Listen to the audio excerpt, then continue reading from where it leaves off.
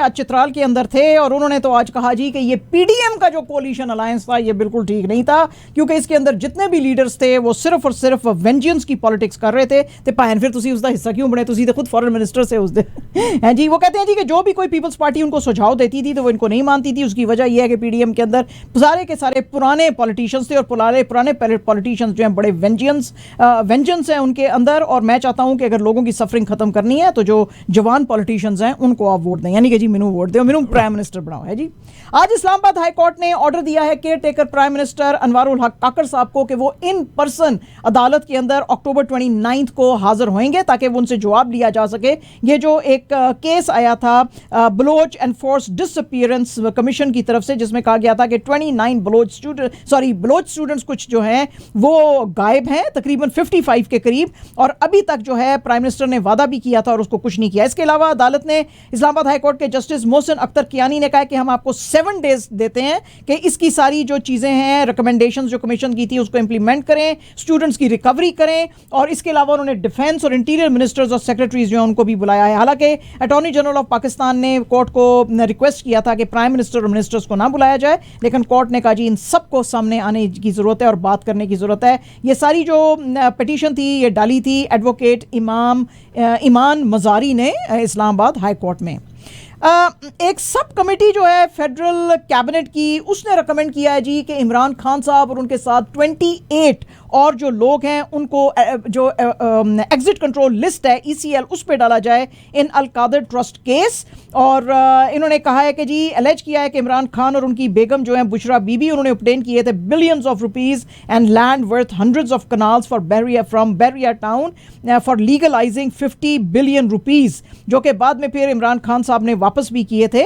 तो इस सिलसिले में जो इंटीरियर मिनिस्टर हैं सरफराज बुगटी साहब, उन्होंने आज ये अटेंड की थी मीटिंग। उनके साथ बहुत सारे डिपार्टमेंट के ऑफिशियल्स भी थे। उसमें कहा गया कि 41 जो वेरियस डिपार्टमेंट से नेम आए हैं उनको ECL पे डाला जाए, 13 केसेस को हटाया जाए ECL से और 7 नेम्स को भी इस पे से रिमूव किया जाए, लेकिन इनके नाम और इनके साथी जो हैं 28 उनके नाम डाले जाए। आज PTI ने अपनी एक और अनाउंसमेंट की है मेजर, जिसमें कि जो लीगल टीम को हेड कर रहे हैं इमरान खान साहब की शेर अफजल खान मरवत, उनको पार्टी का सीनियर वाइस प्रेसिडेंट बनाया गया है। इसकी सारी डिटेल्स आज पार्टी ने अपने एक्स अकाउंट के ऊपर दी। इसके जो नोटिफिकेशन था इसको साइन किया हुआ है इनके सेक्रेटरी जनरल उमर अयूब ने, और उन्होंने कहा जी मरवत साहब ने कि मेरे पे जो ये रिस्पॉन्सिबिलिटीज डाली जा रही हैं ये मुझे मोटिवेट करेंगी कि मैं हार्डर वर्क करूं, और थैंक यू वेरी मच मेरे पे एतमाद करने के लिए। इससे पहले कासिम सूरी, फिरदौस शमीम नकवी और सैफुल्ला अब्रो जो थे उनको भी सीनियर वाइस प्रेसिडेंट्स बनाया गया था। फॉर्मर पंजाब MNA सिमाविया ताहिर को भी अब president PTI for northern Punjab जो है अपॉइंट किया गया है। तो ये कुछ नई अपॉइंटमेंट्स जो हैं ये सामने आई हैं। अच्छा जनाब, कुछ दिन पहले कंप्लेंट्स आई थी, बेशुमार कंप्लेंट्स आई थी अगेंस्ट जस्टिस मजहर अली नकवी के खिलाफ। तो उस सिलसिले में एक सुप्रीम जुडिशल काउंसिल जो था वो बनाया गया था। उस सुप्रीम जुडिशल काउंसिल ने आज एक शो कॉज नोटिस जो है इनको दिया है और इसको पास किया है। इस नोटिस को 4-1 यानी 4 जजेस ने यस कहा है और 1 ने ना किया है, और इनको कहा गया कि जो भी कोई कंप्लेंट्स आपके खिलाफ डाली गई हैं उनकी आके आप क्लैरिफिकेशन दें इन 14 डेज। ये जो सारे इनके खिलाफ कंप्लेंट्स आए थे ये former chief justice of Pakistan Umar Ata Bandial जो थे उनके ज़माने में आए थे, और ये मैटर उन्होंने फिर जस्टिस मसूद को फॉरवर्ड किया था। उन्होंने कहा था आप एग्जामिनेशन इसकी करें और अपना लीगल ओपिनियन इसके ऊपर दें। चलो जी, कोई चंगी खबर भी सुना देने हैं। पाकिस्तानी अमेरिकन एंटरप्रेन्योर हैं डॉक्टर सुहेल मसूद, उनको आज अमेरिका का सबसे बड़ा award entrepreneur of the year 2023 national award जो है वो दिया गया था। उन्होंने अपनी ऑर्गेनाइजेशन को 1986 में फॉर्म किया था और तकरीबन तमाम ही 50 स्टेट्स के अंदर जो हैं ये पाकिस्तानी अमेरिकन डॉक्टर सुहेल मसूद अपना ये चलाते हैं हेल्थ केयर के ये अपना अदारा चलाते हैं जिसका नाम है काबा फ्यूजन। काबा फ्यूजन जो है वो काम करता है patient care, palliative care, positive clinical outcomes, और तकरीबन 1500 हेल्थ प्रोफेशनल्स इनके साथ काम करते हैं। इसके अलावा स्पेशलिटी फार्मेसीज भी हैं इनके अंदर USA में। तो इनकी खिदमत के ऊपर इनको आज जो है ये सबसे बड़ा जो है एंटरप्रेन्योर अवार्ड अमेरिका में दिया गया है। मुंबई पुलिस ने आज एक आदमी को अरेस्ट किया है क्योंकि उनके कंट्रोल रूम में उनको न्यूज़ आई कि वो आदमी दाऊद इब्राहिम जो कि गैंगस्टर मिनिस्टर है, उसके कहने पे मोदी जी और यूपी के जो चीफ मिनिस्टर हैं योगी आदित्यनाथ, उनके ऊपर अब अटैक करेगा और उनको मारने की कोशिश करेगा। उसके साथ ही जो है पुलिस उसके पीछे लग गई और पता चला जी कि कामरान आमिर खान, 29 इयर्स उसकी एज है और ये सियोन का रहने वाला है, उसको फिर जो है पकड़ा गया। और मोदी जी और योगी आदित्यनाथ साहब के ऊपर पहले भी बहुत सारे थ्रेटनिंग कॉल्स आते रहे हैं। इस लड़के ने यह भी कहा था कि जे हॉस्पिटल जो है उसको भी ये उड़ा देगा। मुंबई पुलिस ने जब इसको पकड़ा तो पता चला कि ये सारी फेक न्यूज़ थी, कोई ये इन टच नहीं था दाऊद इब्राहिम के साथ। और इससे पहले जो इनको इतलाएं आई थी यहाँ पे पुलिस डिपार्टमेंट में, उसने कहा था कि जी मैं मोदी जी को और उनके नाम का जो स्टेडियम है अहमदाबाद में, नरेंद्र मोदी स्टेडियम, जिसमें भी ये फाइनल भी खेला गया था, उसको मैं उड़ा दूंगा अगर आपने मुझे 500 करोड़ ना दिए तो, और अगर आपने रिलीज़ ना किया गैंगस्टर लॉरेंस बिश्नॉय को। इसके अलावा उनको अगस्त के अंदर भी केरला पुलिस को भी एक आदमी ने फ़ोन किया था और उसने कहा था कि अगर मोदी जी जो 2 दिन के विजिट पे आ रहे हैं स्टेट में, अगर वो आए तो हम उनको उड़ा देंगे। उस लड़के को भी पकड़ा तो पता चला ये सारी ऐसे ही जो हैं ये फेक न्यूज़ हैं, ऐसे ही मजाक मचाया हुआ है। NIA जो है नेशनल इन्वेस्टिगेशन एजेंसी इंडिया की, उसने जनाब 14th लोकेशंस पे पंजाब और हरियाणा के अंदर अब जो हैं वो छापे मारे हैं, क्योंकि इंडियन काउंसलेट जो सैन फ्रांसिस्को में जिसको कि अटैक किया गया था मार्च 19 और जुलाई 2 में, और इसमें कहा गया था कि कुछ लोग क्रिमिनली ट्रेसपैस करके अंदर आए हैं और उन्होंने वेंडलिज्म किया है, प्रॉपर्टी को डैमेज किया है और जो काउंसलेट की जो इमारत थी उसको आग लगाने की कोशिश की थी। तो यह पता चल रहा था जैसे कि प्रो खालिस्तानी एंटिटीज ये हैं। उस सिलसिले में आज जो रेड्स हैं मोगा, जलंधर, लुधियाना, गुरदासपुर, मोहाली, पटियाला में पंजाब में की गई हैं और कुरुक्षेत्रा और यमुनानगर में हरियाणा में की गई हैं। और NIA जो है वो उसने विजिट किया था सैन फ्रांसिस्को में इन अगस्त में, और फिर उन्होंने कहा था कि इसके सारे आंकड़े जो हैं हमारे मुल्क में जाके मिलते हैं, और उसी के ऊपर फिर प्रोब बिठाई थी और उस सिलसिले में आज इन्होंने रेड्स की हैं। रणवीर कपूर और रश्मिका मंदाना की फिल्म एनिमल आने वाली है, उस सिलसिले में वो अपनी फिल्म को बहुत ज़्यादा प्रमोट कर रहे हैं और आज काफ़ी जगहों पे वो देखे गए और पेपरैट्जीज जो हैं उनके सामने जो है वो उन्होंने एक फिंगर हार्ट्स बना के और लोगों को बड़ा खुश किया। इसके अलावा रश्मिका ने बड़े जो किसेस ब्लो किए, और इसके अलावा रणवीर जो है उसके ऊपर कुछ लोग जो चिल्ला रहे थे तो रणवीर उसको कह रहा था अबे चिल्ला क्यों रहा है इतना तो लोग जो है बड़ा हंसे फिर इसके ऊपर। आज फैंस जो हैं जी उन्होंने शाहरुख खान साहब से एक बड़ी ही अजीब रिक्वेस्ट पूछी। उन्होंने कहा शाहरुख खान साहब वैसे तो आप बहुत बड़े स्टार हैं, लेकिन क्या आप टॉम क्रूज की जो mission impossible death reckoning part 1 आई थी उसमें आप उसकी तरह आप बाइक पे बैठ के जंपिंग कर सकते हो कि नहीं? तो आपको पता ही है शाहरुख खान साहब जो हैं वो बड़े विटी हैं। उन्होंने कहा मेरे पास मोटरसाइकिल नहीं है यार तो मैं ये सब नहीं कर सकता।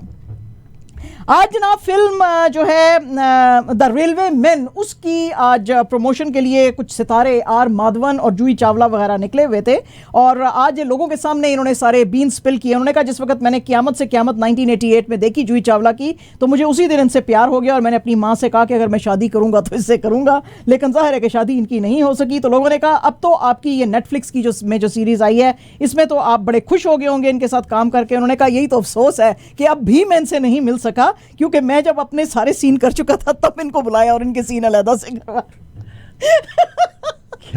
ऐसे बैड लक जी। हाँ जी, हाँ जी। और जनाब करण जौहर साहब की जो धर्मा प्रोडक्शंस हैं उन्होंने कहा जी कि हम अब एकता कपूर की जो बालाजी मोशन फिल्म्स हैं उसके साथ मिलके कार्तिक आर्यन के साथ एक और फिल्म बनाएंगे। इस फिल्म का नाम जो है अभी तक अनटाइटल्ड है, उसको कोई नाम तो नहीं दिया गया। ये अनाउंसमेंट उन्होंने की है कार्तिक आर्यन की 33rd बर्थडे के ऊपर आज, और उन्होंने कहा जी कि ये जो है इंस्टाग्राम पे धर्मा प्रोडक्शन ने इंस्टाग्राम पे कहा कि जी ये lights camera surprise thrill to announce a new story brewing found home with Dharma Productions and Balaji Films. और ये फिल्म जो है ये रिलीज़ की जाएगी अगस्त 15, 2025 को। और जनाब आज कैथरीन मॉर्गा जिन्होंने चार्ज किया था क्रिस्टियानो रोनाल्डो को कि जिस वक्त वो 24 इयर्स के थे कि उसने उसको रेप किया था लास वेगस के एक होटल बेडरूम के अंदर, तो जिसमें कि रोनाल्डो जो था हमेशा चार्जेस को ना करता रहा है और उसने कहा कि no this relationship was consensual. तो फिर उसके बाद 2010 में इनकी सेटलमेंट हो गई थी और रोनाल्डो ने 335,000 इसको दिए थे। लेकिन फिर जो है लेस्ली मार्क स्टोवल इसकी जो अटॉर्नी थी उसने कहा जी कि नहीं ये बिल्कुल ठीक नहीं है और आपको डैमेजेस 25 मिलियन यूएस डॉलर्स के देने चाहिए। जब ये सारी की सारी चीज जो है जून 2022 में यूएस डिस्ट्रिक्ट जज जेनिफर डॉर्सी के पास पहुंची, तो उन्होंने आज उसका फैसला देते हुए, वो सुन रही थी उस दिन से, और आज उसका फैसला देते हुए उन्होंने ये अपील जो है खारिज की स्टोवविल की। तो स्टोवविल जो है उन्होंने कहा जी कि नहीं, आपने ये ठीक तरह से नहीं किया और आपने मिस यूज की है अपनी अथॉरिटी जो है। कुछ दिन पहले इसने कहा था, और इसने कहा जी कि आपको ये इसका साथ लड़की का देना चाहिए था। आज 3 जज बेंच जो था सैन फ्रांसिस्को में, उसने इसका सूट फिर से डिसमिस किया और इसने एग्री किया रोनाल्डो के लिए कि ये रिलेशनशिप कंसेंसुअल था, और बल्कि उल्टा उन्होंने जो वो लड़की थी मैग्रा, उसकी जो ये लॉयर है स्टोवविल, उसको फाइन किया है 335,000 का।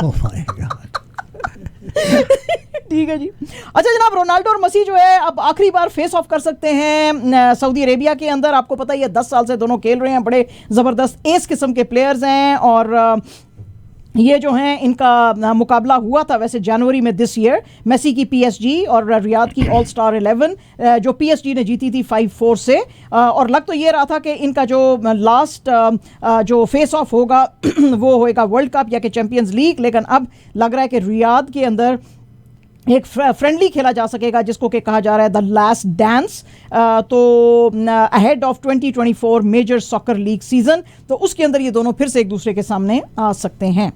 और जनाब absolutely our last news is about the world cup that was held in India. इसके ऊपर डिफरेंट जो न्यूज़पेपर्स हैं दुनिया के, उन्होंने बहुत ज़्यादा इसके ऊपर जो है शोर मचाया। उन्होंने कहा कि ये बिल्कुल ठीक नहीं था। आज एक रिपोर्ट जो है इस सिलसिले की सिडनी मॉर्निंग हेराल्ड ने छापी है, और उन्होंने कहा जी कि इंडिया की टीम तो ब्रिलियंट है लेकिन और बड़ी ज़बरदस्त खेली है, लेकिन उनको शर्म शायद आएगी जो कुछ बीसीसीआई जो है वो कर रहा है। वो कहते हैं जी कि पाकिस्तान के जो कोचिंग डायरेक्टर थे मिकी आर्थर, उन्होंने तो बहुत सारी शिकायतें की थी कि ना तो यहाँ पे दिल दिल पाकिस्तान बजाया गया था, ना तो वहाँ पे पाकिस्तानी क्राउड को आने दिया गया था, और ना ही जो है यहाँ पे उनको सपोर्ट की गई थी। इस तरह की चीज़ें जो हैं वो सामने आई थी जो कि बड़ी ही शेमफुल हैं, और उन्होंने कहा था कि ये तो हमें वर्ल्ड कप का मैच नहीं लग रहा, ये आईसीसी का इवेंट लग रहा है या बीसीसीआई का इवेंट हमें लग रहा है, या ये सारा कुछ खुश करने की कोशिश की जा रही है जय शाह साहब को। तो वो कहते हैं जी कि इस तरह की चीज़ इतने बड़े इवेंट में सामने आना बिल्कुल ठीक नहीं है। उन्होंने कहा जी कि इसके अलावा और भी बहुत सारी प्रॉब्लम्स थी।